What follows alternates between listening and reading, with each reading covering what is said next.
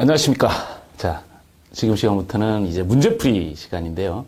자, 여러분들 그 기본 이론 내용에서 이 정리하셨던 부분들, 함정들이 어떻게 문제로 이제 응용이 되는지 이렇게 이제 알아보는 시간입니다. 사실 방대한 분량이라서 이렇게 이제 문제로 적서 이렇게 응용되는 부분들을 연습하는 것이 매우 중요하죠. 그래서 이 기본 이론 내용보다도 훨씬 더 중요한 것이 문제풀이 과정입니다. 그래서 이 문제풀이 과정을 연습하시다 보면 이러한 내용들이 문제로 이렇게 유형화되는구나.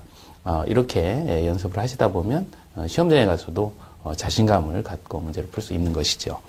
자, 1페이지 보시면 1장 관리 개관. 기본 이론에서도 말씀을 드렸지만 1장은 누가 무엇을 어떻게 합니다. 자, 간단하게 지금 이제 학습하실 내용들 이제 이론적인 부분 큰 틀 이제 살펴보시고 그에 맞는 이제 기출 문제와 유형 문제 이렇게 살펴보시도록 하죠.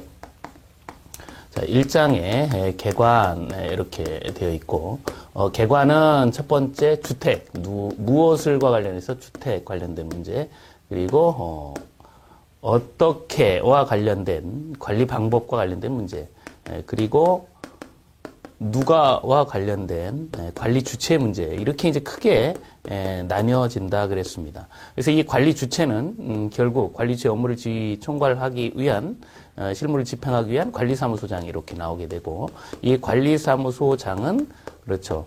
주택관리사 또는 주택관리사 등이 되어야 된다. 이런 측면에서 이제 이러한 내용들이 이제 시험 구성 요인들이고 실제 여기에서 나오는 문제는 이제 6문제에서 7문제 정도가 이렇게 차지를 하게 되죠. 그 중에 주택에서 하나가 이제 기본적으로 관리 방법에서 하나 혹은 2개일 수 있습니다. 이렇게 되고 관리 주체에서 하나 그리고 요 전체적인 이제 그 벌칙이라든지 또 관리사무소장, 주택관리사, 또 기타 이제 벌칙 이러한 부분까지 해서 이렇게 해서 한 6, 7문제 정도가 구성이 되죠. 이론에서도 많이 말씀드렸지만 이제 법에 나와 있는 이야기들은 반드시 놓치지 않는다 이렇게 생각을 합니다. 그래서 이제 주택과 관련해서는 우선 정리하실 때 이게 건축법에 나오는 이야기인지 또 주택법에 나오는 이야기인지 이것이 이제 정리가 돼야 되고요. 건축법에 나오는 단독주택과 공동주택 해서 이것들에 대해서 이제 기본적인 개념들이 정립이 되어 있어야 되죠. 그래서 단독주택 그러면 단다다공 그리고 이제 지금 이제 문제풀이 과정이니까 일일이 다 쓰지 않고 다 머리 글자만 쓸 겁니다. 그래서 여러분들 이제 학습하신 내용들이 쉽게 녹아들 수 있도록 그렇게 할게요. 아연다기 이렇게 이야기를 합니다. 주택법에 의해서 우리 이제 11개 이렇게 돼 있어요. 그래서 이제 정리할 텐데 우선 이제 주택과 관련된 부분에서 어떤 것들이 이제 포인트이고 어떤 문제가 출제가 됐었는지 또 어떤 부분들을 이제 연습을 하셔야 되는지 이제 보도록 할 겁니다. 자, 1페이지 보시면 우리 이제 9회 때 나왔던 문제인데요. 주택에 대한 설명이다. 옳은 것은 자, 이렇게 얘기를 합니다. 그래서 13회 이전은 이 건축 법령에 의한 주택 문제가 많은데, 요걸 이제 구분하는 문제죠. 그래서 이 구분의 문제를 푸실 때는, 이게 이제 몇 층짜리인지, 또, 계층, 몇 개층인지, 이 면적이 어떻게 되는지, 이 면적을 얘기할 때는 이게 연면적인지, 각층 바닥 면적 합계인지, 이러한 내용들이 정리가 되셔야 됩니다. 잘 모르겠는데, 이러면 안 돼요. 그럼 기본 강의를 꼭 들으셔야 됩니다. 그냥 문제풀이만 가지고, 이거를 여기에서 또 다 설명 그렇게 하는 게 아니라 여기에서는 이런 방향으로 잡고 포인트는 이거니까 반드시 하셔야 된다. 이렇게 정리가 되는 거예요. 그러니까 문제를 풀 때 핵심이 이제 이런 부분이다라는 거죠. 이렇게 얘기를 했을 때 그 1번 문제도 연립주택은 3번 지문 보시면 한 개동 바닥 면적 합계 660제곱미터를 초과하고 4계층 이하이다. 지금 이제 보시는 것처럼 연립주택이라고 우리가 얘기할 때 연립주택이라고 얘기할 때 여기 있죠? 연답이 연립주택 4계층 면적은 주택으로서는 한 개동 주택으로서는 한 개동 바닥 면적의 합계가 660제곱미터 와 관련해서 660제곱미터를 초과하는 상태를 연립이라고 하죠. 그래서 이 660제곱미터 이하다 그러면 이제 다 세대가 되는 겁니다. 이제 구분점에 되어 있죠. 그래서 이렇게 이러한 부분들은 아주 기본적이면서도 뭐 예전에 주로 나왔던 부분이죠. 그래서 1번의 단독주택에는 다세대 주택은 공동주택이고요. 그렇죠. 여기 이제 다다 이렇게 얘기를 하는데 요건 다 가구, 요건 다 세대, 그렇죠.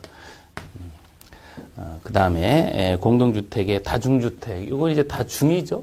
뭐 이렇게 다중주택, 기숙사 이렇게 이야기를 하고 있는데 기숙사의 경우는 이제 올해 이제 바뀐 부분이 이제 50% 이상의 취사, 그러니까 공동 취사가 50% 이상만 되면 되죠. 공동 취사가 50% 이상만 되면 된다라는 부분. 자, 이렇게 이제 정리할 수가 있습니다. 5번 보시면, 층수 5계층 그랬는데, 5계층은요, 아파트만 5계층 이상이에요. 5계층 이상이고, 나머지, 다세대나 연립은 4계층 이하이다. 이렇게 볼 수가 있습니다. 답은 이제 3번을 선택하시면 되겠네요. 자, 2번, 구분 소유권을 인정하지 않느냐의 여부 이야기인데요. 뭐, 이건 이제 간단한 문제입니다. 이 단독과 공동으로 구분할 때 그 구분은 구분 소유권을 가지고 하죠. 구분 소유권. 그래서 이것이 하나의 건축물을 수개로 구획해서 소유권을 다 나눠주면 공동. 그냥 나눴어도 소유권이 하나면 단독. 이런 개념으로 이제 정리할 수가 있습니다. 따라서 단독이냐 공동이냐 그걸 물어본 거고요. 구분 소유권 인정하지 않는다 그러면 이 중에 하나를 찾아봐라 그 얘기죠. 그래서 여기 세 번째 다가구를 선택하시면 됩니다. 또 이제 이 기출문제 유형을 이제 보시면서 또 주의하셔야 될 점이 있는데, 이제 저도 이제 설명을 드리다가, 이제는 법이 바뀌어서 이렇게 수정하셔야 됩니다라든지 이런 부분들이 있어요. 이런 부분들 놓치시면 안 돼요. 그러니까 그냥 옛날 문제를 그대로 공부하시면 안 됩니다. 법은 항상 바뀌는 거니까, 밖에 있는 부분들 설명을 드릴 때 정리하도록 합니다. 자, 계속 이제 보시면, 건축법령상 주택에 관한 종류다, 이렇게 얘기를 하고 있어요. 그래서 층수가 3층 이하고, 이 층수 이야기할 때 3층 이렇게 층과 계층이 있는데 이렇게 층으로 이야기하는 건 딱 하나밖에 없습니다. 그죠? 이제 다중주택 이야기죠. 다중주택. 이런 부분들은 뭐 쉽게 하실 수 있을 거예요. 자, 4번 보시면 공동주택에 해당하지 않는 거, 뭐 해당하는 거 이렇게 물어봅니다. 단다다공, 아연다기 구분해봐라 그 얘기죠. 그래서 이것도 쉽게 연립과 다세대가 공동주택이다. 가장 쉬운 유형이고요. 이건 이제 13회 이전 문제 유형 스타일이에요. 이제 최근의 문제는 이제 주택법령상의 주택을 이제 물어보는데, 그게 이제 5번, 뭐, 또 6번, 7번, 이제 이런 유형들의 문제죠. 그래서 우선 이 주택법령상의 주택을 물어보면 지문이 무지하게 길다는 겁니다. 왜냐면 용어를 다 설명을 하니까. 그래서 이 11개 주택을 기본적으로 뽑아올 수 있어야 돼요. 그러니까 문제풀이라고 하는 것이 문제를 풀면서 실력도 배양을 하지만 기본적으로 어느 정도 이렇게 좀 그 구분 포인트를 잡고 계셔야 됩니다. 일단 주택이 뭔지, 또 준주택이 뭔지, 그리고 요 주택 중에 이제 우리 이제 이렇게 나누면서 주택법에서도 단독주택하고 공동주택이 있습니다. 이렇게. 공동주택의 정의까지 보실 수 있어야 돼요.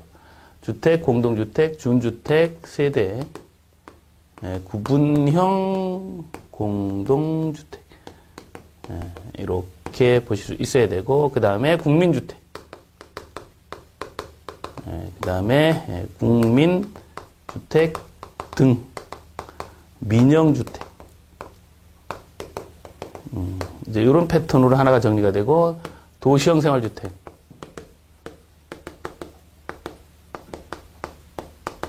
도시형 생활주택, 그 다음에 에너지, 절약형, 친환경주택. 건강 친환경주택.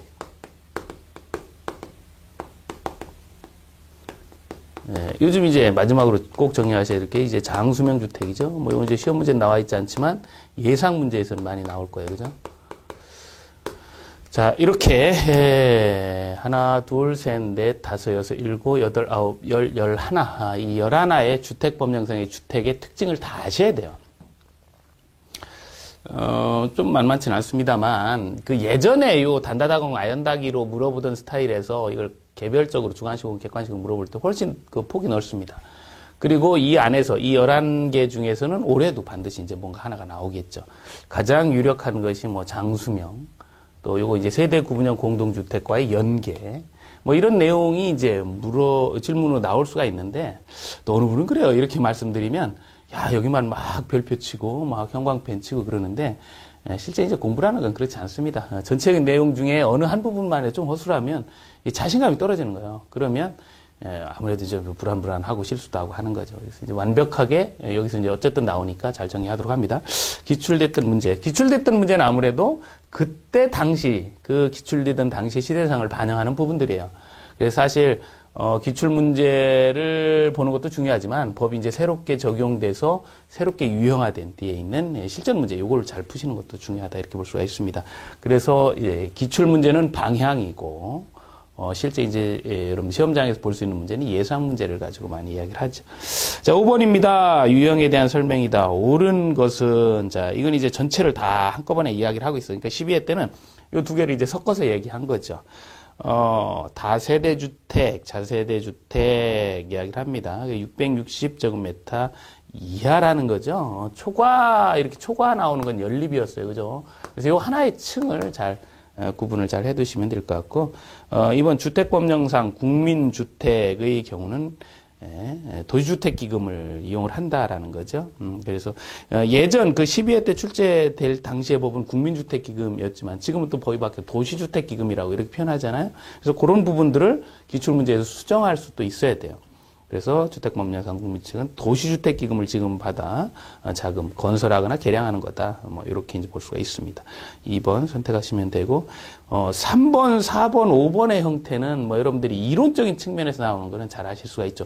중앙집중이 뭔지, 지역난방이 뭔지 이런 거 모르시진 않잖아요. 그죠? 이렇게 해서 정리할 수가 있습니다. 자, 6번 보시면 15회 때 이렇게 이제 용어를 써봐라 주관식 나왔는데 이게 이제 준주택이죠. 준주택은 이거 이제 준주택 제도라는 걸 만들어 놓고 13회 때 15회 때 이렇게 연거푸 2번 나왔어요.